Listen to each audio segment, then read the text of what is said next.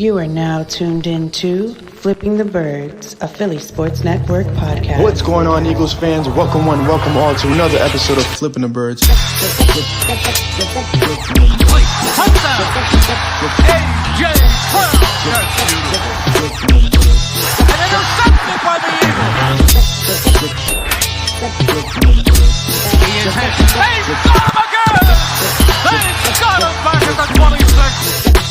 He's into the end zone.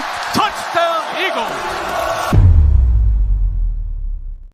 What's going on, Eagles fans? Welcome one, welcome all to another episode of Flipping the Birds. I'm Brian Cameron alongside Corey Nido, David Neese. How are you gentlemen feeling today? Not tomorrow, not the day after tomorrow, today. Doing well, man. Excited. Enjoyed the Labor Day weekend down the shore. And yeah, you know, it's a nice little reset before the football season starts. It's going to be an electrifying, chaotic scene, I think, down in the stadium complex come Thursday. And that's just the parking situation. That's not even the game. Yeah, I'm the same way. I love starting the year off on a Thursday. For one, it means you've won the Super Bowl. And for two, it means I got at least one more weekend of my own coming up. So I like having the game on Thursday nights. I know a lot of people hate those games, but I kind of like them. I like primetime games. I've learned to cherish them because I feel like as the older you get, you realize if there's a Thursday game, if there's a Monday game, or even a Sunday night game, you can do whatever you want Saturday all day. You can do whatever you want Sunday during the day in the morning. You don't have to worry about anything. And plus, if it's prime time and the kids are asleep at that time, so like it's all yours. It's free reign. But this primetime game, I feel like lost a little bit of its edge. And the reason I feel like it lost a little bit of its edge is because, no pun intended, the Cowboys lost their edge in Micah Parsons, who is now a Green Bay Packer. And we could discuss that later on in the long run about how that affects the Eagles. But Cowboys-wise, before we dig into the key to the Eagles beating the Cowboys, what are the optics right now on the NFC East? I mean, this is a division that we feel like was a bit more of a battling division over the years, and now it's like everybody's falling to the wayside except for the Commanders and the Eagles. Yeah, I mean, I think it definitely changed the landscape. I didn't think the Cowboys were going to be that good this year, especially defensively, and now they're definitely not going to be that good defensively. I still think it was always going to be between the Eagles and the Commanders. I don't know if the hype is necessarily deserved for Washington. I understand they made it to the NFC Championship game, but I think they were a year or two early. And they're coming into the season with one of the oldest rosters in NFL history over like the last decade, I think I saw. So, I mean, this is a team that is led by a young Jaden Daniels, but around him, they've got some aging veterans. And if you look at their roster age compared to the Eagles, Philadelphia set up for a phenomenal run here over the next 5-6 years. The Giants are the Giants. Maybe Jackson Dart turns into what they hope he can be. But yeah, I don't think the division changed in terms of who we think are the front running horse, and then maybe that sneaky horse who could kind of sneak in, which is Washington, which was exactly what happened last year. Yeah, I agree with a lot of that. I never thought the Commanders were going to be quite as good as they were last year. I agree with what Corey said. I do think they were arrived a little early, but also they're a little old. They remind me more of like the 2017 Eagles that won a Super Bowl and came back and then tried to keep adding these veterans, and it just didn't work. And when Jaden Daniels came out in the draft, it wasn't that surprising he was good right away. It was surprising how good he was, but he had a high floor. But most scouts don't know how high the ceiling is. And I think that's what you'll see this year. It's going to be interesting how he handles it. Now there's a year of tape on him, and that changes a lot really quickly. And as far as the Cowboys go, I guess Corey doesn't buy into Jerry Jones saying their defense is going to be a lot better without Micah Parsons. No, I no. They had the worst rushing defense last year. And yeah, Frank Clark is nice, but he's Kenny 30, Clark. I believe, and he didn't really have that great of a year. Yeah, it was all Micah's fault, apparently. Yeah. But Skip Bayless, Skip Hot Take Bayless said good riddance to Micah. So apparently, some fans maybe didn't want to deal with the distraction, but I don't know. I have a hard time looking at a team and saying you're going to pay Dak Prescott all that money, who, oh, by the way, has been hurt, led the league in turnovers just a couple of years ago, or at least in interceptions, but he's good enough to pay franchise altering money, but your once generational pass rusher who's in his prime doesn't make that cut. Yeah, I'm curious how much of it was personality and locker room behavior, to be honest, because there has to be more to it than that. But yeah, I don't see any other team in the division winning more than 10 games. I think it'll be the first time, and I don't remember how many years, 20 years, that there's a back-to-back division winner. And I think the Eagles, unless, injuries are always the great equalizer in the NFL. So, you sustain a couple of those, like somebody named Jalen on both sides of the ball, you're in big trouble quick. But other than that, I mean, the Eagles, in my opinion, should win this division by 2 or 3 games. And that would be actually very convincing in their battle in the NFC, because that'll put them in good position to hopefully get the 1 seed. But let's not jump too far ahead. As Corey made me feel very old, because apparently 30 is very old in football years. In football, it's getting up there. I mean, quarterbacks not so much. Obviously, you got Aaron Rodgers. We've seen Tom Brady do what he did, but 30 for certain positions on a football field, you're kind of on the back half of your prime. That's very true. It's very true in football. But let's talk about Thursday night.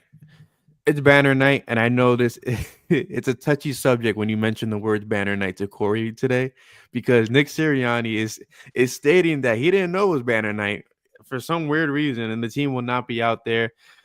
Before we jump into the preview in the game, does that, David, does that bother you at all? That's banner night? No, I mean, he's being facetious. Obviously, he knows it's banner night, but a lot of the players, have been consistent saying that this is for the fans, not for us. And I can't remember, but I'm pretty sure in 2018, when they put the banner up, the players didn't come out that year either. I'm pretty certain about that. But either way, yeah, he's obviously being facetious. But I'll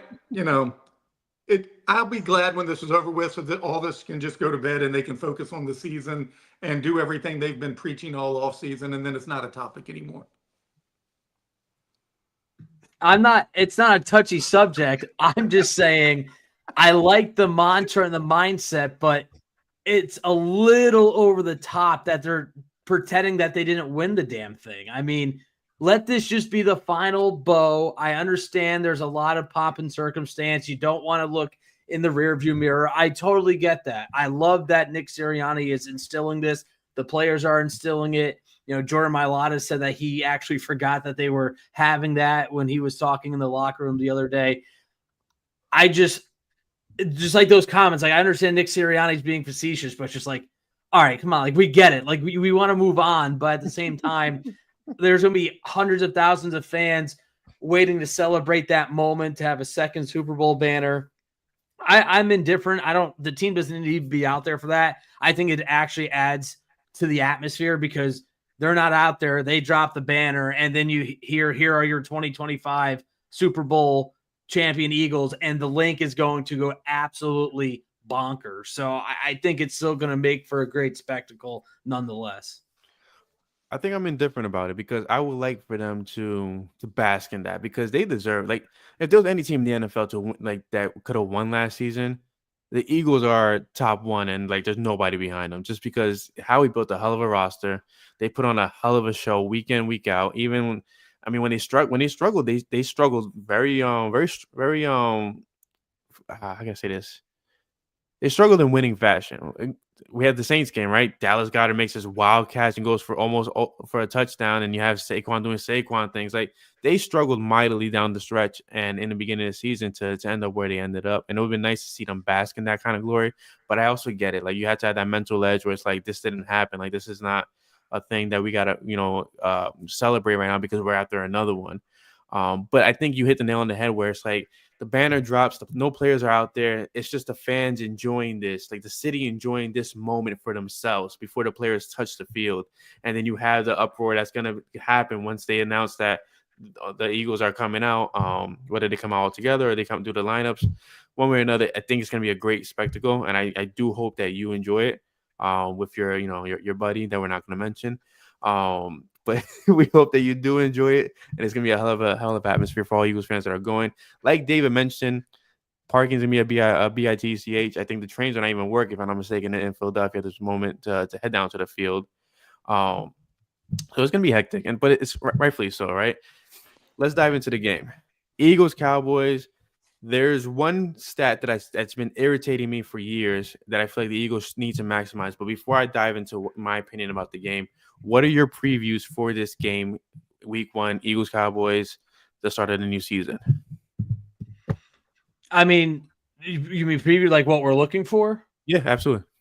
I mean, I'm about to finish up a 5 key matchups pieces to drop tomorrow, but one of the intriguing ones for me is going to be Jalen Carter versus Tyler Booker.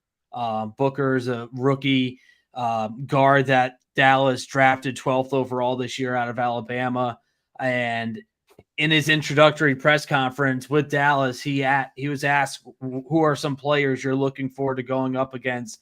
And Jalen Carter was one of the first names that came out of his mouth. So he's up for the challenge. I expect Jalen Carter to be double teamed, if not the entire night, the majority of the night. But if the rookie gets left alone on an island, that's going to be fun to watch because Jalen Carter, third year in, expectations are through the roof for that young.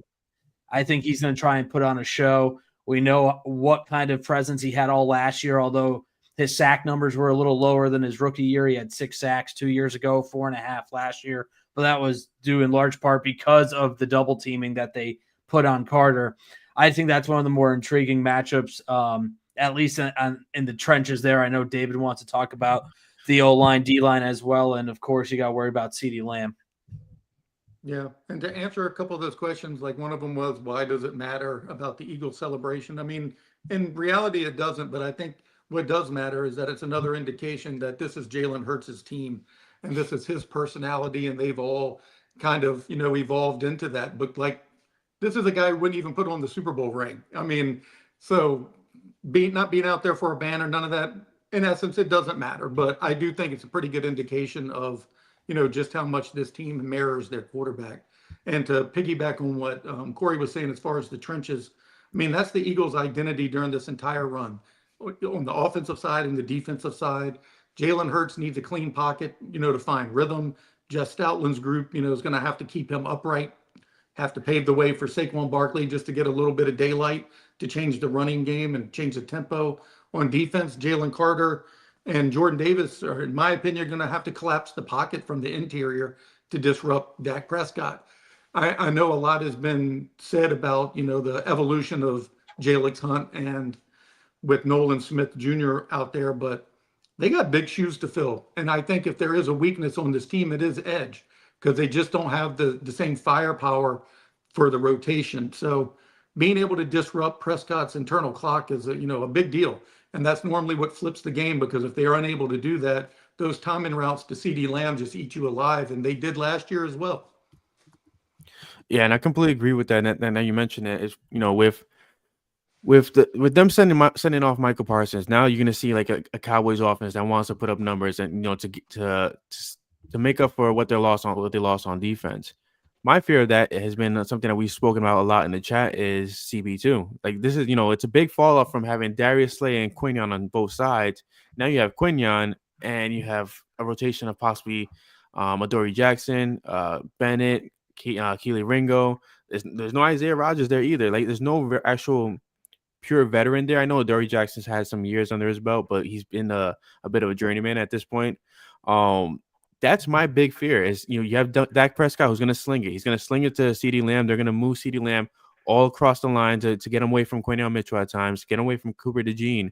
And you're going to see them possibly try to take advantage of a Ringo, of Adoree Jackson, or even Jacory and Bennett. How do you guys see the CB2 position shaping out? Is this one of those situations where, like, we should be fearful of it, or kind of like last year where the linebacker position, the Kobe Dean, like we got to trust it, and he just shows up and shows out. Yeah, I mean, I think there's definitely reasons to be concerned. I think Darius Slay sometimes got flack when it was unwarranted. Yes, he sometimes gave up some big plays. Yes, there were some issues off the field, whether they wanted him back or whatever. But at the end of the day, he was an anchor on the other side, and he was the reason why I think Quinyon Mitchell played as well as he did. He learned from Slay. The secondary as a whole, they were able to click.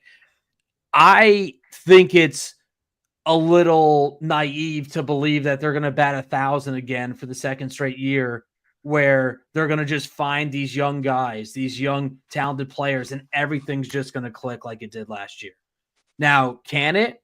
Sure, it can. Vic Fangio has proven he's one of the best defensive coordinators in the league. They've got great supporting coaches on the staff, but it is a big ask. David mentioned the edge rushing. I'm right there with him as well. I'm a little concerned about what they have at edge currently. But yeah, I mean, I think George Pickens could be a huge X factor here for Dallas against this CB2 group. It seems like Adoree Jackson will get the start. I know Nick Sirianni's keeping everything close to his chest right now. Jacorian Bennett sounds like he still needs a little bit more time. It doesn't sound like he's in the doghouse, though, which is good because Vic Fangio was pretty complimentary of him and said he's got a good football brain. He can cover pretty well. He just, I think, needs a little bit more time understanding the defense and the calls that go with it. So you're going to go with Adoree Jackson maybe to at least start. It's a little bit of a safer floor. But yeah, I mean, depending on how the Eagles utilize their defense, because there was also talks that Quinyon Mitchell might shadow the best receiver on other teams.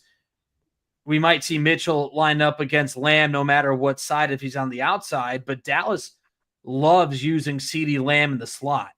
So then that means you've got Cooper DeJean on CeeDee Lamb, which is fine by me. So then you got Mitchell on Pickens. I like that matchup a lot more than Adoree Jackson or Jacorian Bennett right now, because I think George Pickens is on a mission. I mean, there's a reason why Pittsburgh drafted him with their second overall pick just a couple of years ago. It was a little bit of a surprising move that they traded him, but he wasn't happy with his involvement in the offense. So I think he could take the top off the defense. It also takes focus away from CeeDee Lamb. So this is a little bit of a more dangerous passing attack the Eagles will face this year compared to when they absolutely steamrolled Dallas last year right after Dak got hurt.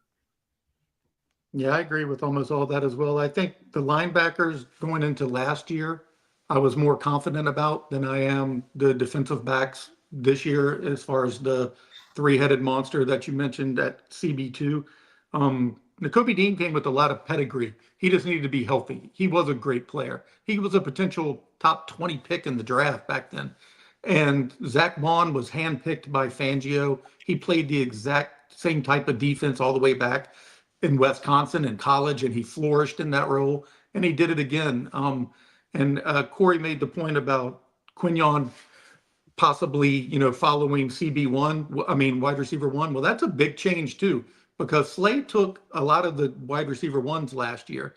And like he mentioned also with CD, he's not going to probably want to line him up against Cooper DeJean all night long, because that's a matchup that I think the Eagles welcome. So I think you will see him floating all around. I mean, he'll, get 30-40% in the slot, but they're definitely going to move him around for matchup nightmares.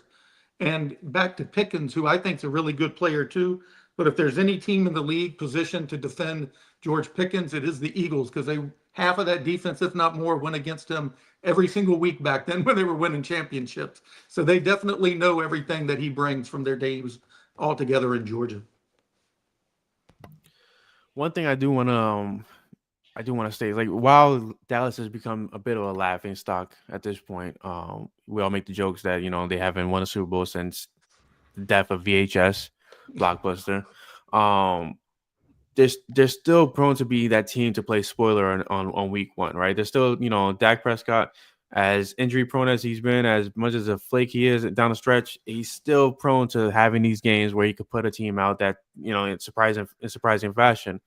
One thing that I do want to emphasize that I feel like Philadelphia needs to do this season, which, and I know, Dave, that you don't say nothing negative about the team, but one thing that pissed me off last season about Nick Sirianni and the offense was the lack of balance, um, the lack of balance on offense, right? Trusting Saquon, trusting the middle of the field with AJ Devontae. And it feels like last season towards the end is when, when Saquon and them went to Nick Sirianni and said, hey, let's lean on the run game. The whole world changed. It became the Saquon show, and everybody loved it. And Jalen Hurts even emphasized like he was the difference maker.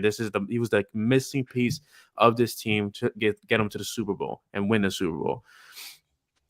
They need to start like that. Like, you had to start like this season on with the thought process of owning time of possession. In 2023, they weren't as balanced. They weren't as controlled when it came to time of possession, and they lacked consistency in their offensive drives. In 2024, when they found their rhythm, they were actually the number one team in time of possession, and it showed. Like, you blew out the quote unquote best team of this decade, whatever the case may be, and you won the Super Bowl because you owned the clock. And I feel like I'm hoping we see more of that this season. I'm hoping that we see that from the beginning, because this is fully Jalen Hurts' offense. Kevin Patullo may be out there, but this is Jalen Hurts' offense. We know it. AJ Brown has stated it. Nick Sirianni has stated it. Saquon even stated it when Jalen put Saquon in a position to succeed so many times right before the snap. So I feel like for this team this season, the key thing is going to be time possession. Like, they have to win time possession in order for them to get to where they want to get to and control the outcome of all these games. And against a very desperate Dallas team, I feel like that's going to be a huge key contribution, a huge key component of the game.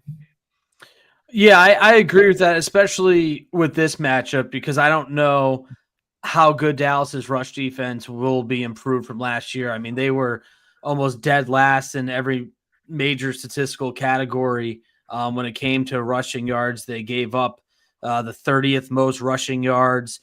They gave up the 30th most, or I guess you could say the third most rushing yards and the third most yards before contact. You see these comments here by Duck and Ron. I'm a little concerned about how the offense is going to look coming out of the gate. I mean, they didn't play a whole lot together in the preseason. Well, not at all, I should say, and that's to be expected, but they didn't play as a unit during training camp. AJ Brown missed most of the camp with a hamstring. Devontae was out with a groin injury. These guys are simpatico for most of it, but that's different when you're on the backfields at the NovaCare complex compared to playing against your most hated rival. So I do think there is some concern there. Time of possession, I think the Eagles are going to start off running, or they're going to try at least, and see what Dallas does, because I think a lot of teams are going to take a page out of what Kansas City did in the Super Bowl and focus on Saquon Barkley. I mean, they held them to under 60 yards on 15 or 20 carries. It was 25 carries, excuse me. It was like a 2.7 yards per carry average, which was not very Saquon Barkley-esque. And they forced Jalen Hurts in this offense to air it out, and Jalen Hurts rose to the occasion, and he said, okay, hey, we're going to beat you this way.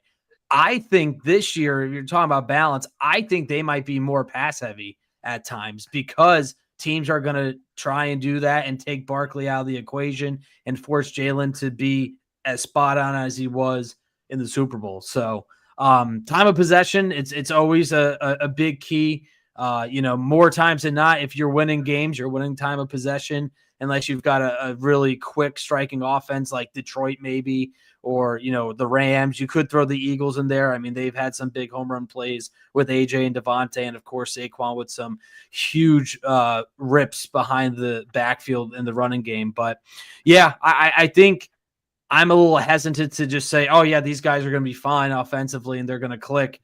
It took them 4 weeks, a bye week, to finally get it going on both sides. And that could very well be the case again. I wrote in our season preview, it's conceivable that this team can start 2-2 or worse. I mean, this isn't the easiest 4-game stretch. So I think fans need to kind of take that with a grain of salt and understand, hey, these guys haven't played together yet in a game. It's going to take a little bit. Yeah, I'm not as worried about the offensive coordinator as most of the comments. Patullo's been A lot of with PTSD in Jalen. the comments. I mean, Patullo has been with the offense and with Jalen as a passing game coordinator since the beginning, since 2021, since the year he became a starter. And like you mentioned, it is his offense. He calls the protections now, ever since Kelsey left. He calls a lot of the plays. He's also a big reason Saquon Barkley had the year he did because he's a dual threat out there. He tucks it back in when he sees the edge come in from the side, keeps the ball himself, prevents Saquon from taking a 4 or 5 yard loss on those plays. He's reading the game far better than he did in any of the other seasons. And I think you saw that progression last year. And as far as time as possession goes, I agree with Corey. I think they are going to definitely be more pass heavy this season. And it's not because of a new coordinator. It's just because of what he just said, that their teams are not going to allow Saquon to do what he did last year.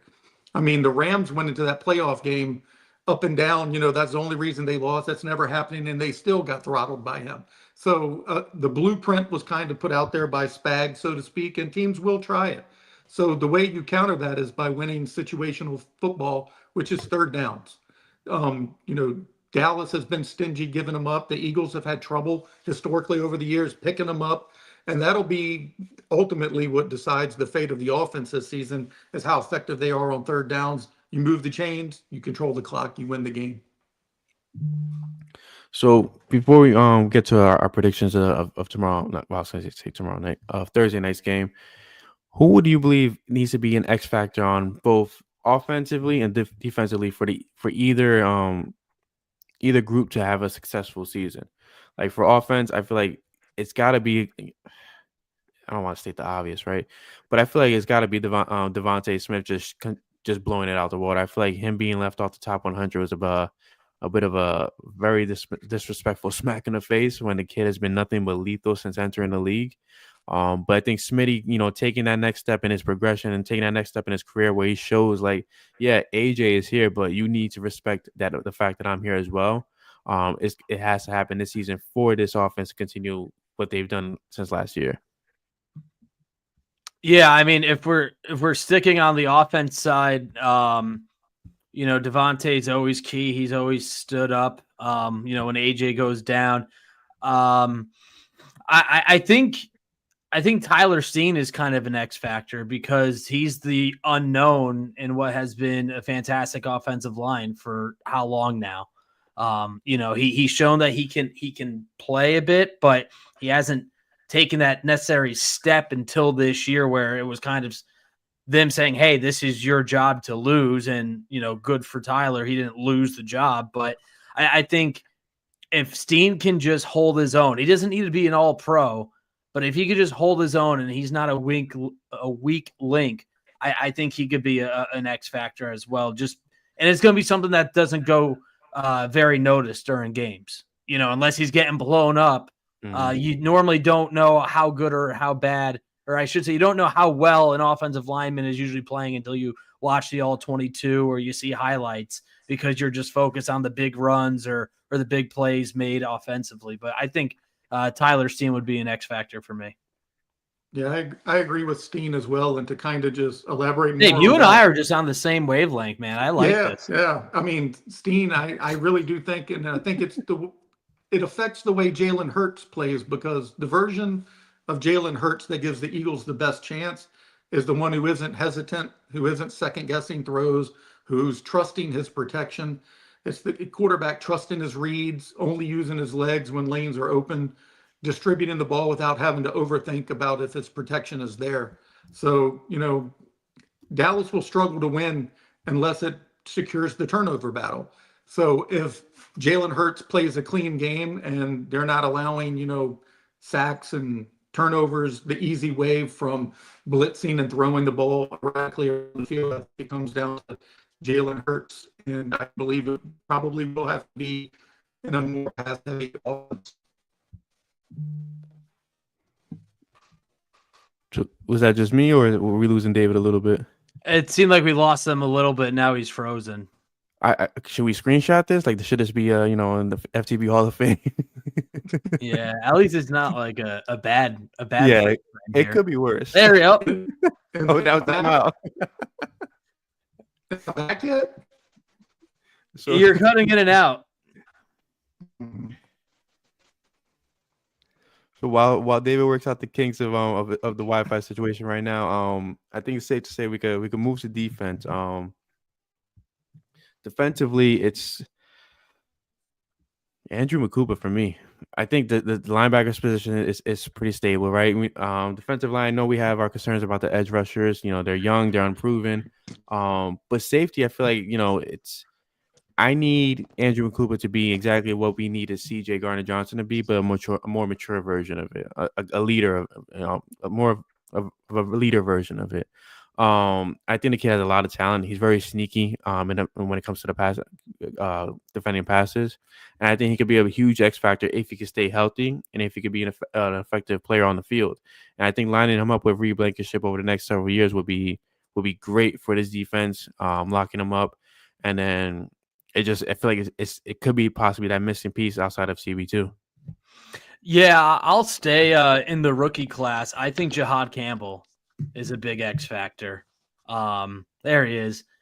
David might be able to break down your Drew Makuba pick a little bit more elaborately, but I think Jihad Campbell could be a huge X factor. I was at that preseason game against Cleveland. It was the equivalent of watching paint dry, which is hard to say about a football game because usually there's some type of action, but that was a brutal game. But that first play of the game, Jihad Campbell just went through that B gap and got a sack. And I was like, wow, like there's that speed, there's that athleticism, there is the reasons why he was regarded as a top 10, 15, 20 pick, and he slid down to the Eagles. So I think that Jihad Campbell playing alongside Zach Bond, I think that could be a really impressive two-headed monster at the linebacking core. You see the reports, you see the video. People say that Campbell just plays with this unbelievable tenacity, almost to the point where they got to like kind of tone him down because he's just that ferocious. And I think that's what you need from a linebacker. And if this kid can just come out and ball out, I think that makes the defense all that much more dynamic. So I'm going to go with Campbell. Yeah, I love both of those. I'll just to be different, I'll go with Moro Ojomo. I mean, he is a seventh rounder, and they're asking a lot from him. You know, he's quietly developed into a rotational force, but now he's being asked to take Milton Williams type snaps, and that's going to be a huge difference on the defense. And they're expecting him to, flash like he did all summer, which, again, I'll harp on the edge thing, but I think if they're going to win games defensively this year, they are going to have to be disruptive and generate pressure from the interior defensive line. And he's going to be a big part of that. Vic Fangio believes in him. The players who played against him all summer long in spring believe in him, but belief is one thing, proving it on the field is something else. So it'll be interesting to see how he holds up with that kind of workload. That's actually a very, very solid pick. You don't think much of Moro Ojomo just because he's not, the new rave. But that defensive tackle group is pretty deep this season. I mean, you have Jalen Carter, you have a very slimmed down version of Jordan Davis, Moro Ojomo, you have Byron Young, I believe that's Byron Young, Gabe Hall. I'm missing somebody. Ty Robinson. Ty Gorilla. Robinson. Nobody's spoken about Robinson at all, I feel like, this offseason. He's supposed to be a manimal back there. But a very, very deep defensive tackle group. The edge rushers, like I mentioned before, we know they're a bit unproven, but I don't know. Jalen Hunt sells me every single time the guy does his little archer pose after a sack. Like that sells me. It makes me want to go run through a wall. Is that his ode to Trent Cole? I guess that's what he's doing, the hunter.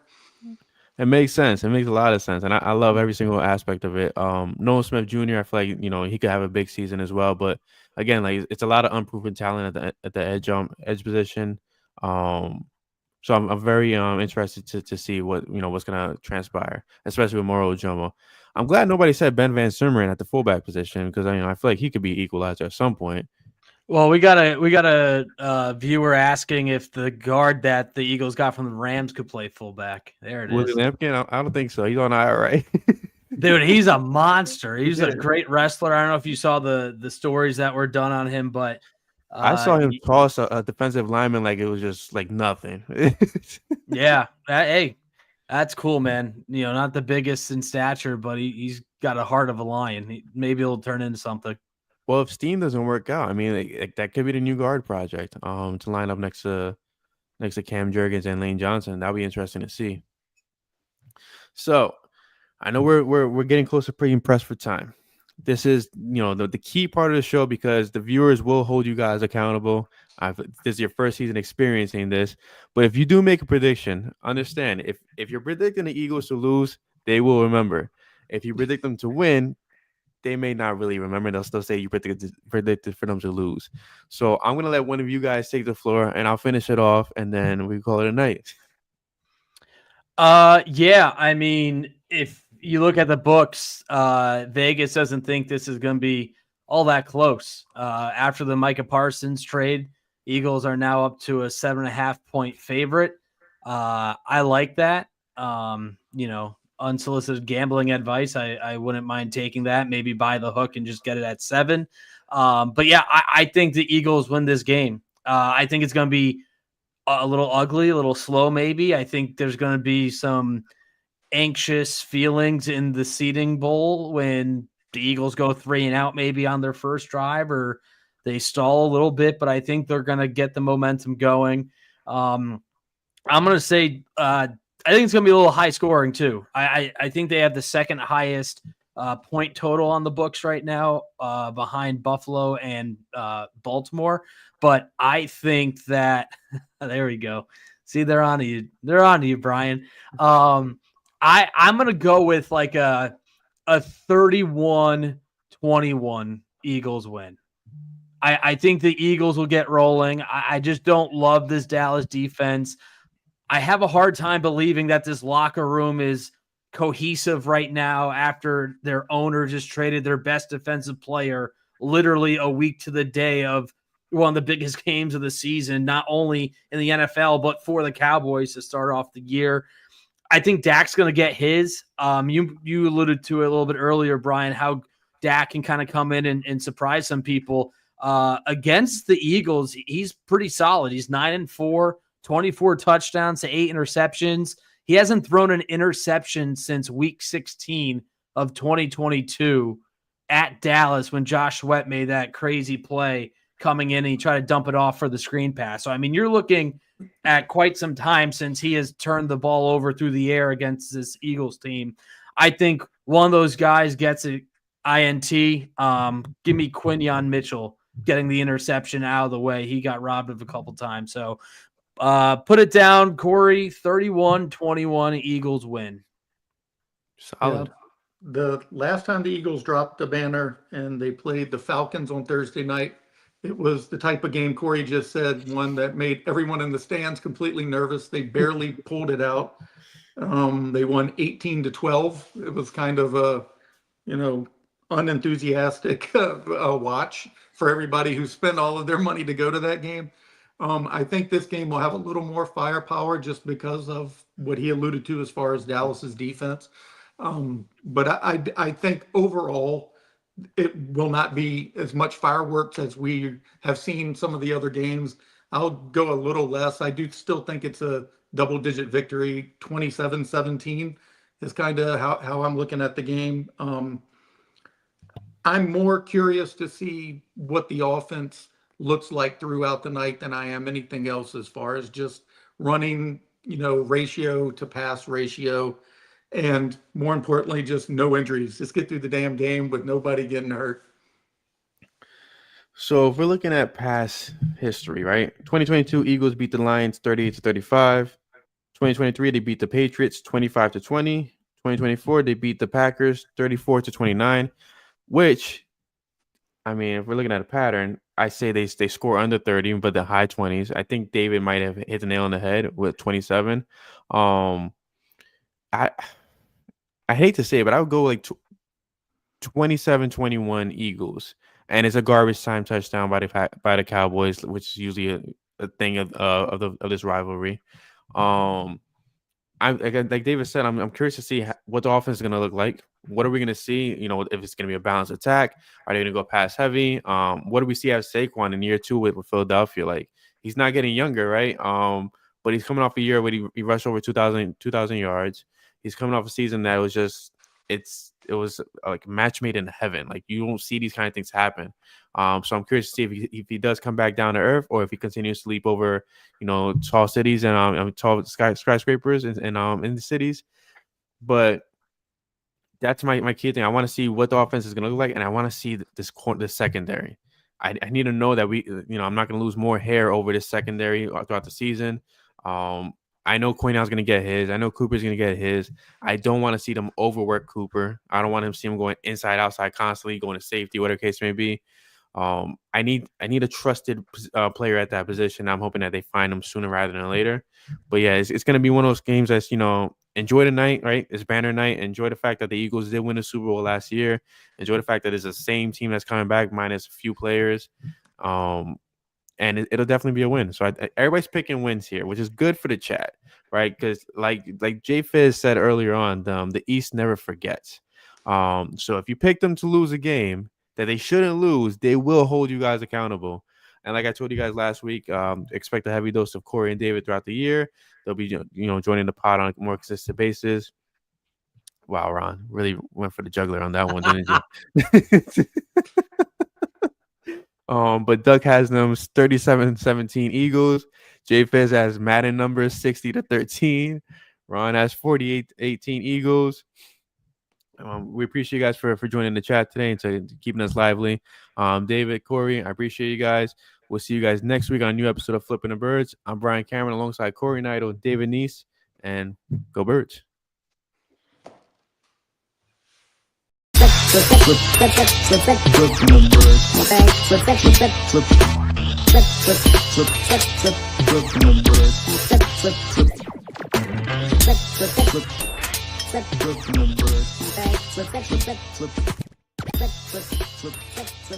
Flip.